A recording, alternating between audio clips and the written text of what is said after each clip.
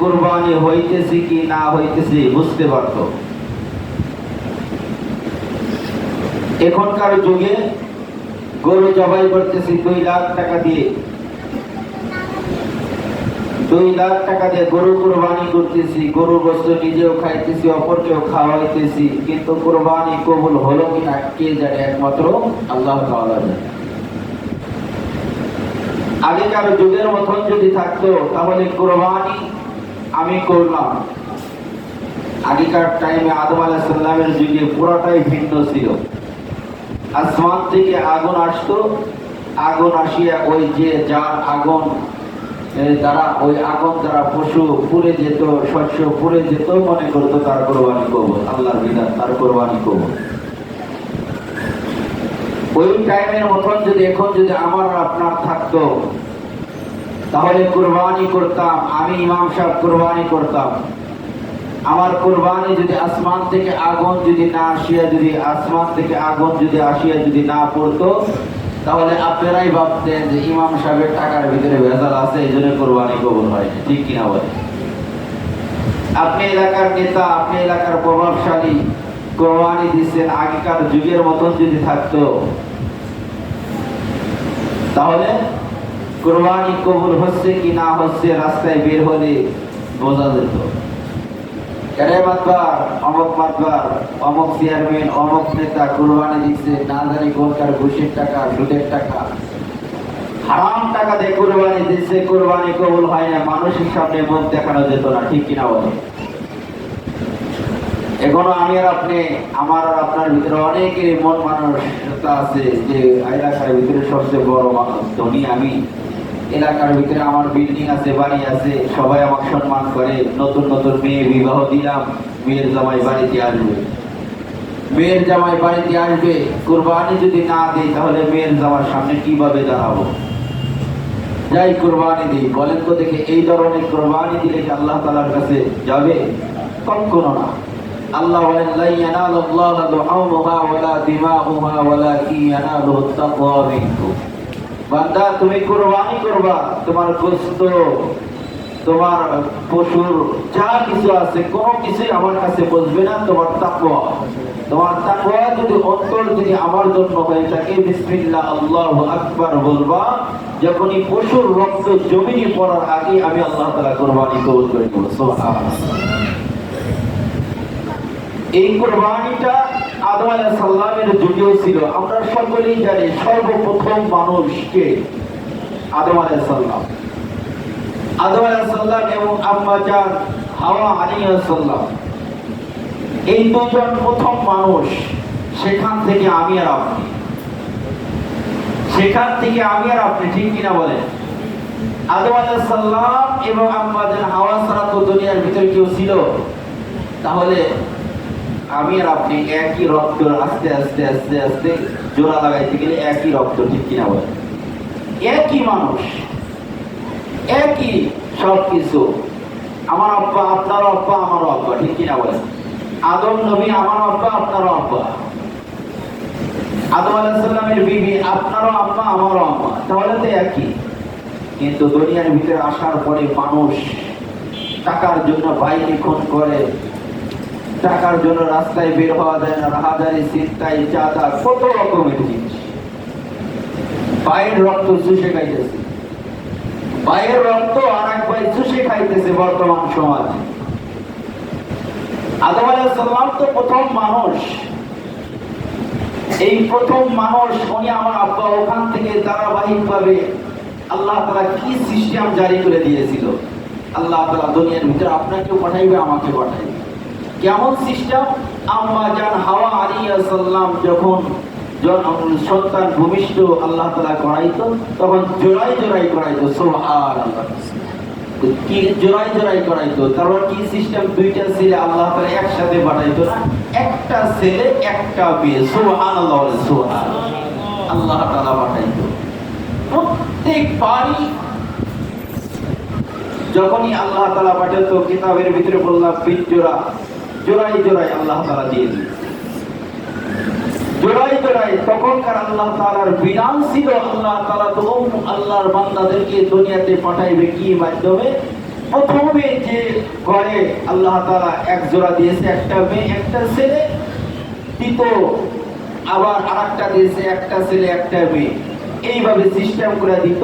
বিধান ছিল প্রথমে যে ছেলে আছে পরের যে মেয়ে এটার সাথে বিবাহ, আর আবার প্রথমে মেয়ে আবার দ্বিতীয় ছেলে, এক কথা একসাথে। যে আল্লাহ তাআলার বিধান ছিল, আদম আলাইহিস সালামের টাইম ছিল যে কাবিল আর আকলিমা, কাবিল এবং আকলিমা একসাথে হয়েছে, হাবিল এবং লোদা একসাথে হয়েছে। আল্লাহ বলেন আল্লাহর বিধান, কাবিল এবং লোদাকে একসাথে বিবাহ দিয়ে দাও, হাবিল এবং আকলিমাকে একসাথে বিবাহ দিয়ে দাও, আল্লাহর বিধান। মানে ওই টাইমে ভাই বোন ঠিকই, কিন্তু একসাথে যে হয়েছে ওই বিধান ওটাই ভাই বোন, পরেরটা ওই ভাই বোন, কিন্তু বিবাহ আল্লাহ তাআলা জায়েজ করে দিয়েছে। তার মানে কি আল্লাহ তাআলা আপনাকে আমাকে পাঠাইবে এইভাবে সিস্টেম। ওই টাইম থেকে আল্লাহ তাআলা কুরবানির চালু করে দিয়েছে। কেমন? আল্লাহ তাআলা যখনই কাবিলকে পাঠায় দেওয়া হলো, কাবিলের সাথে আরেকটা ওনার বোন, তার নাম ছিল আকলিমা। আকলিমা বড়ই সুন্দরী ছিল, বড়ই সুন্দরী ছিল। হাবিলের সাথে আরেকজনে পাঠাইছিল, তার নাম ছিল লোহুদা। উনি একটু অসুন্দরী ছিল, একটু চেহারা একটু কালো বর্ণ থাকার কারণে কাবিল যখন আদম আলাইহিস সালাম বলে দিয়েছে, কাবিল আল্লাহর বিধান আছে, তোমাদের বিবাহর কথা যখনই বলা হয়েছে, তুমি হাবিলের বোনকে বিবাহ করো, লোদাকে বিবাহ করো, আর হাবিল ওনার বোন তোমার বোনকে আকলিমাকে বিবাহ করো। কাবিল বলতেছে, আব্বা এটা আমার উপর জুলুম করতেছো। কেমন জুলুম? যে না, এটা আমি মানতে পারলাম না। আল্লাহর বিধান দিয়েছে আমার সুন্দরী বোনকে হাবিল বিবাহ করবে, আর আমি হাবিলের বোন লোদা কালো ওনাকে বিবাহ করব, এটা আমি মানতে পারি না। আল্লাহর বিধান আমার বুঝ আসুক আর না আসুক মানতেই হবে। কথা বলেন ঠিক কিনা? আল্লাহর বিধান রমজান মাসে রোজা রাখো, আল্লাহর বিধান জিলহজ মাসের 10 তারিখে কুরবানি করো, পশু কুরবানি করো, আবার তোমরাই খাও। বুঝে আসুক আর না আসুক আমি করবো ইনশাআল্লাহ। বুঝে আসুক আর না আসুক আল্লাহর বিধান যেহেতু আমি মানবো ইনশাআল্লাহ। আদম আলাইহিস সালাম যখনই বলছে যে এইভাবে তুমি বিবাহ করো, কাবিল বলে, বাবা এটা অসম্ভব, আমি করতেই পারবো না। আদম আলাইহিস সালাম কাবিলকে বলে, ও কাবিল, আল্লাহর বিধান অবশ্যই তোমার মানতে হবে। হাবিলকে যখনই বলা হয়েছে আল্লাহর বিধান এই বিধান তোমার মানতে হবে, হাবিল এক বাক্যে স্বীকার করে নেয় আল্লাহর বিধান মানবো। সুবহানাল্লাহ। এক বাক্যে স্বীকার করে আল্লাহর বিধান মানবো।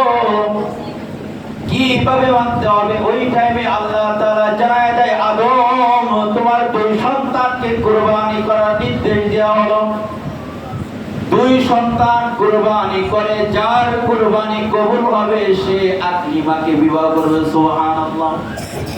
সে আকলিমাকে বিবাহ করবে, কাবিলের বোনকে বিবাহ করবে। আল্লাহর বিধান যখনই ওই টাইমে আল্লাহর বিধান অনুযায়ী কাবিল ছিল কৃষক, কি করবে? ওনার শস্য যেগুলো সম্পদ ছিল কিছু খাদ্য নিয়ে পাহাড়ের উপর রাখিয়া বলে, এই পাহাড়ের উপর রাখলাম, আমার কুরবানি কবুল হোক আর না হোক আমি কাক বিবাহ করব, আকলিমাকে বিবাহ করব।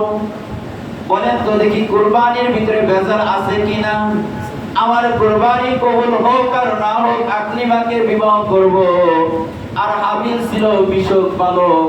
এরকম ভাবে হাবিল সুন্দর করে একটা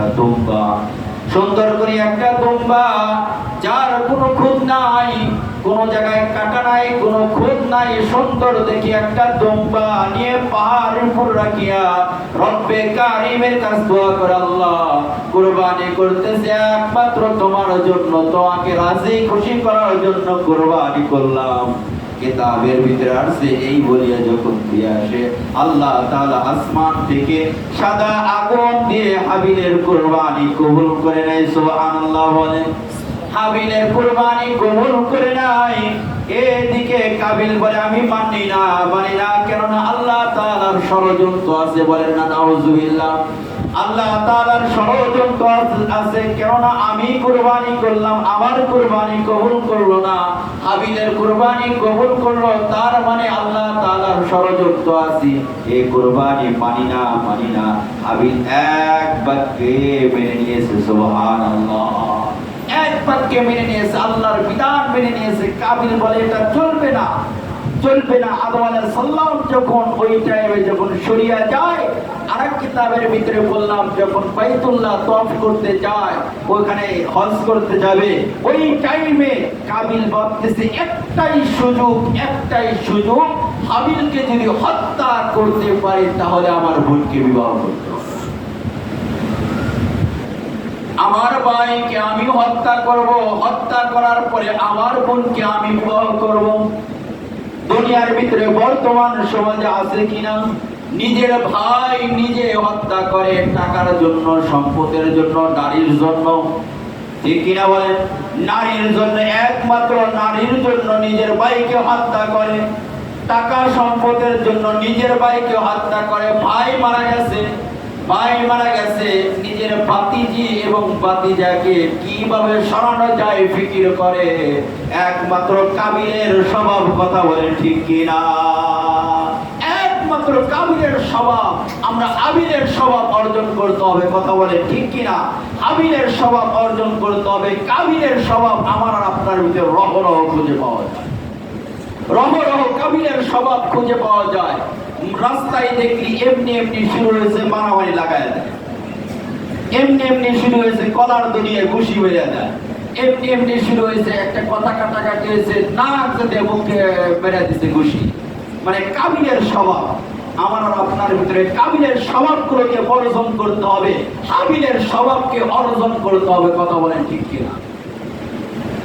হাবিল বলে আমার ভাইকে যদি আমি হত্যা, কাবিল বলে আমার ভাইকে যদি হত্যা করতে পারি, হাবিলকে যদি হত্যা করতে পারি, তাহলে আমার বোন আকলিমাকে আমি বিবাহ করব। কি করা যায়? হাবিলকে ডাক দেওয়া হলো, হাবিবকে লাঠি দ্বারা আঘাত করিয়া এইভাবে হত্যা করিয়া বলতেছে, ভাই তুমি আমাকে হত্যা করলা, তুমি আমাকে আঘাত করলা। হাবিল বলতে, ভাই পাল্টা আঘাত তোমাকে করব না, দুনিয়ার ভিতরে এমনও মানুষ আছে মারি খায় কিন্তু মার দেয় না। কয় আল্লাহ তাআলার কাছে বিচার দিলাম, আল্লাহ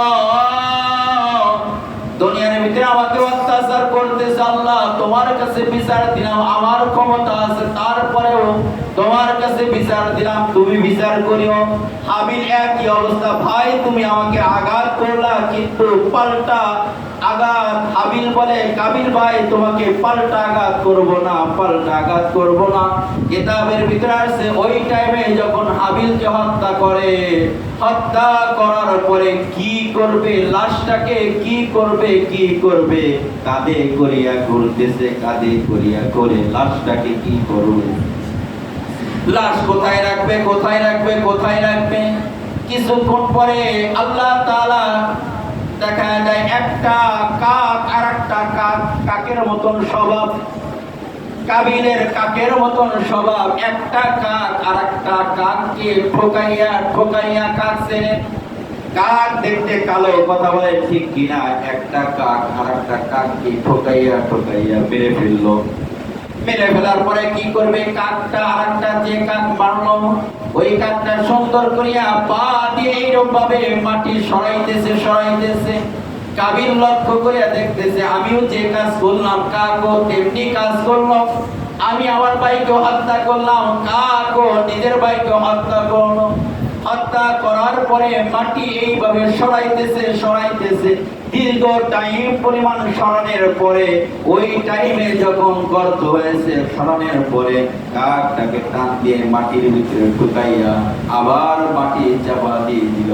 হাবিলকে হত্যা করার পরে কাবিল ভাবতেছে, আরে দুনিয়ার ভিতরে এত বোকা, কাকের থেকে আমার বুদ্ধি নিয়ে কাজ করতে হইল। ওই টাইমে আবার কাবিল মাটি খনন করিয়া হাবিলকে মাটির ভিতরে গর্ত গর্তের ভিতরে থুইয়া আবার যখন মাটি চাপা দিল, ওই টাইম থেকে কবরের ব্যবস্থা হয়েছে। সুবহানাল্লাহ। কুরবানি তো আদম আলাইহিস সালাম থেকে শুরু, কিন্তু ওই টাইমের কুরবানি যদি আমার আপনার টাইমে যদি থাকতো তাহলে কি অবস্থা হতো বলেন? ওই কুরবানি যদি এখন পর্যন্ত থাকতো তাহলে ইমাম সাহেবের পরিচয় হতো। ইমাম সাহেব কুরবানি দিচ্ছে, কুরবানি আকাশ থেকে আগুন আসিয়া পড়ে না, ইমাম সাহেবের টাকার ভেজাল আছে, ইমাম সাহেবের মনের ভিতরে ভেজাল আছে। এই টাইমে আজকে টাকা ইনকাম করতেছো নেতা, কার উপর জুলুম করিয়া টাকা ইনকাম করো, কুরবানি দাও, কবুল হচ্ছে না, নেতা তোমার টাকায় ভেজাল আছে। এলাকার বাদবার তুমি কুরবানি দাও, তোমার কুরবানি কবুল হচ্ছে না, তোমার টাকায় ভেজাল আছে। বর্তমান সমাজে আমরা অনেক অনেক অনেক আছে এলাকার ভিতরে ধনী মানুষ। আগের টাইমে ছোট্টকালে দেখতাম যখন কুরবানি গরু কিনে নিয়ে যেত, গরু মালা পরাইয়া নিয়ে যেত। কি করিয়া নিয়ে যেত? মালা পরাইয়া বাড়ির ভিতর দিয়ে দেখা যায় রাস্তা দিয়ে ঘুরাইতো, আর বলতো এটা কুরবানির গরু। কথা বলেন ঠিক কিনা? ছোট্টকালে দেখতাম আমাদের রাস্তার বাড়ির সামনে যে হাট আছে, ওই হাটে নিয়ে যাওয়া হতো। এখন বর্তমান ফুলের মালা কম পাওয়া যায়, কিন্তু ফেসবুকে গরু বেশি দেখা যায়। ঠিক কিনা বলেন? ফুলের মালা কম পাওয়া যায়, কিন্তু মোবাইলে ফেসবুকে কুরবানির গরু বেশি পাওয়া যায়। দোস্ত, এই যে কুরবানির গরু কিনলাম, দেখ কেমন হয়েছে। দোস্ত, এই যে কুরবানি গরু এত লক্ষ টাকাতে কিনলাম, দোয়া করিস, কুরবানি দিলাম। ফেসবুকে সারিয়া বলে, দোস্ত সবাই ফলোয়ারবাসী, ফেসবুকবাসী কুরবানির জন্য গরু কিনলাম, সবাই দোয়া করবে। আছে কিনা? তার মানে কি মানুষ দেখানোর জন্য কুরবানি, নাকি আল্লাহ তাআলাকে খুশি করার উদ্দেশ্যে কুরবানি? বলেন,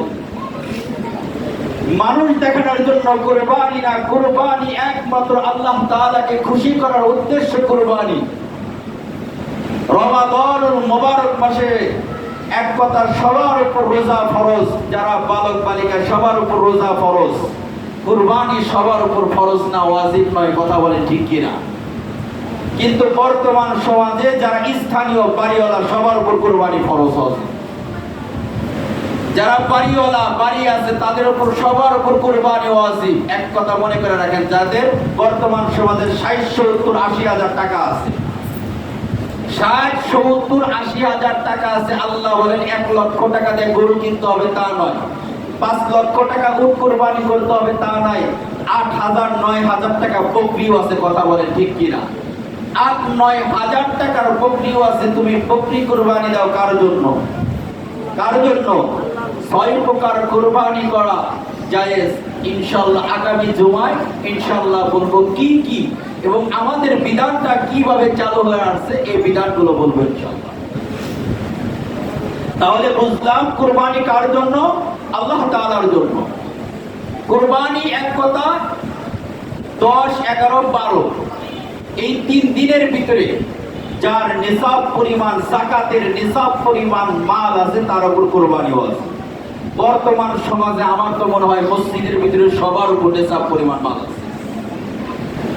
তাহলে স্বর্ণর হিসাব করলে হবে না, রূপার বিধানও আল্লাহ তাআলা দিয়েছে। স্বর্ণর যদি হিসাব করা যায় বর্তমান 4-5 লক্ষ টাকা বর্তমান সময়, আর রূপার যদি হিসাব করে, আল্লাহ বলছে রূপা এবং স্বর্ণ, তাহলে রূপার উপর যাকাত, রূপার হিসাব করে যে বর্তমান মনে করেন 80 হাজার টাকার মতন হয় মনে হয় রূপার হিসাব করলে। তাহলে 80 হাজার টাকার সম্পদের মাল অথবা ক্যাশ ব্যাংক টিপিএস তো মনে হয় একজনে 2-3 লক্ষ টাকা করে আছে। ঠিক কিনা বলে? টিপিএস করতে বিয়ে বিবাহ দিব 2,500, 3,000 টাকা করে টিপিএস করতে, ওটার উপর আপনার যাকাত আসবে, ওটার উপর আপনার কুরবানি আসবে। তার মানে কি সবার উপর বর্তমান কুরবানি আসবে। আমরা মনে করি যে খালি 1 লক্ষ টাকাতে গরু কুরবানি দিতে হবে। আপনার সামর্থ্য আছে, একটা বকরি কুরবানি আল্লাহর জন্য দিয়ে দেন, একটা বকরি কুরবানি আল্লাহর জন্য দিয়ে দেন। রব খুশি হবেন, রব খুশি হবেন, রব টাকার ভিতরে বরকত দিবে। সুবহানাল্লাহ। তাহলে কুরবানি ফেসবুক গরম করার জন্য কুরবানি নয়, কুরবানি মানুষ দেখানোর জন্য কুরবানি নয়। দোস্ত কুরবানি দিতেছি, এই যে এত টাকা দিয়ে কুরবানি দিলাম, দোস্ত এত টাকা দিয়ে গরু কিনলাম, ফেসবুকে দিলাম, সবাই দোয়া করবে।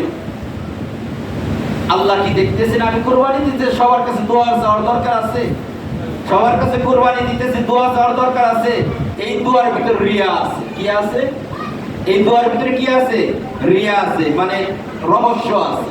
ফেসবুকে দোয়া চাওয়ার ভিতরে রহস্য আছে। একমাত্র কুরবানি দেব কার জন্য? আল্লাহর জন্য। যে আল্লাহ আমাকে সম্পদ দিয়েছে, যে আমার আল্লাহ আমাকে টাকা পয়সার মালিক বানাইছে, তার জন্য কুরবানি দেব। এই ধরনের কুরবানি যদি দিতে পারি, আল্লাহ বলেন রক্ত জমিনে পৌঁছার আগেই বিসমিল্লাহ আল্লাহু আকবার বলিয়া পশু জবাই করার সঙ্গে সঙ্গে রক্ত এক ফোঁটা জমিনে পড়ার আগেই আমি আল্লাহ তাআলা কুরবানি কবুল করে নেব। সুবহানাল্লাহ। আল্লাহ তাআলা আমাদের সকলকে কুরবানি দেওয়ার তৌফিক দান করুন। সকলে বলুন আমিন। মানুষ দেখানোর জন্য কুরবানি নয়, আল্লাহ তাআলার জন্য কুরবানি দেওয়ার তৌফিক দান করুন। সকলে বলে আমিন। হ্যাঁ, যারা সমর্থ আছে উত্তম একা কুরবানি দাও। উত্তম কি? একা কুরবানি দাও। তোমার একার সমর্থ আছে, তুমি একা একটা কুরবানি দিয়ে দাও। আমার গরু একা কেনার সমর্থ নাই, তুমি একটা বকরি দাও। যদি মনে করে যে না বকরি দিব না, আমরা 7 জন মিলিয়া কুরবানি দিব, অথবা 2 জন মিলিয়া কুরবানি দিব, 3 জন মিলে, অনেকেই বলে 3 জন মিলিয়া দেওয়া যায় না, অনেকেই বলে আবার 2 জন মিলিয়া দেওয়া যায় না। 7 জন পর্যন্ত দিতে পারবে, কিন্তু হ্যাঁ 7 জন দিবেন, 7 জন একসাথে বসতে হবে। ভাই আমরা কুরবানি যেহেতু দিব, আমরা যেহেতু কুরবানি দিব মানুষ দেখানোর জন্য নয়, ভাই আমরা কুরবানি দিতেছি 7 জনের মন, আমার মনে কি চলতেছে আপনি বলতে পারবেন? পারবেন? আমি এখানে বসেছি, আমার মনে কি চলতেছে বলতে পারবেন? আপনার মনে কি চলতেছে আমি বলতে পারবো না। এই জন্য যারা কুরবানি দিবেন, 2 জন হোক, অথবা 3 জন হোক, 4 জন হোক, 5 জন হোক, 6 জন হোক, 7 জন হোক, 7 জন মিলিয়া, অথবা যে কয়েকজন মিলিয়ে দেন, 5 জন মিলিয়ে দেন। ভাই আমরা কুরবানি যেহেতু দিচ্ছি, ভাই আমাদের মন যদি একটু এদিক সেদিক হয়ে থাকে, আমরা সব এক করে ফেলি। কার জন্য কুরবানি দেবো? আল্লাহর জন্য কুরবানি দেবো। কার জন্য? আল্লাহর জন্য কুরবানি দেবো। মেয়ের জামাই আসবে, হ্যাঁ দেখানোর জন্য কুরবানি দেবো। এলাকার ভিতরে আমি ব্যবসায়ী, ভালো ব্যবসায়ী, কুরবানি না দিলে কি হবে? না, এক কথা সব কিছু বাদ দিয়ে একসাথে বসিয়ে যারা 5 জন হোক, 6 জন হোক, 7 জন মিলে ভাই আল্লাহর জন্য কুরবানি, মনটা এক করিয়ে একটা পশু কিনে আল্লাহর জন্য কুরবানি করব। এই ধরনের কুরবানি যদি করি আল্লাহ তাআলা কবুল করে নেবে। সুবহানাল্লাহ। আগেকার যুগের মতন যদি কুরবানি থাকতো, আগুন দিয়ে যদি পড়ে যেত, তাহলে দুনিয়ার ভিতরে বোঝা যেত, ঠিক কিনা? তোমাদের মন কিভাবে ওরা পুরা মুরাম করছে। ইমাম সাহেবের মন, মুয়াজ্জিনের মন, মুসল্লির মন, নেতার মন কিভাবে কুরবানি করে ধরা পড়ে যেত। কিন্তু এখন তো ধরার সিস্টেম নাই। আসলে তো আমি মানুষ দেখানোর জন্যই কুরবানি করি না।